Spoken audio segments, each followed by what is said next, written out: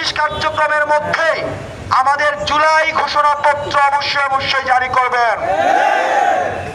আমরা প্রত্যাশা করব এই অন্তর্বর্তীকালীন সরকার তার কথা রাখবেন। যদি কথা না রাখেন তাহলে আমাদেরকে আবার রাস্তায় নেমে আসতে হবে। এই জুলাই ঘোষণাপত্র আমাদের মুক্তির সনদ। আমাদের এই যে ফ্যাসিবাদ থেকে যে আমরা মুক্তি পেয়েছি, এই মুক্তির সনদ। সেজন্য আমাদেরকে অবশ্যই ঐক্যবদ্ধভাবে আমাদের জুলাই ঘোষণাপত্র আদায় করতে হবে।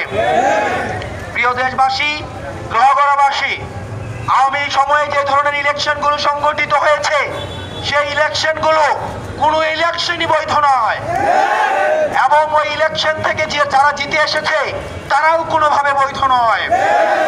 আমরা চাই অনতিবিলম্বে এই অন্তর্বর্তীকালীন সরকার আওয়ামী লীগের সময় যে নির্বাচনগুলো হয়েছে, স্থানীয় নির্বাচন এবং জাতীয় নির্বাচন, এই নির্বাচনগুলো অবশ্যই অবৈধ ঘোষণা করতে হবে এই অন্তর্বর্তীকালীন সরকারকে।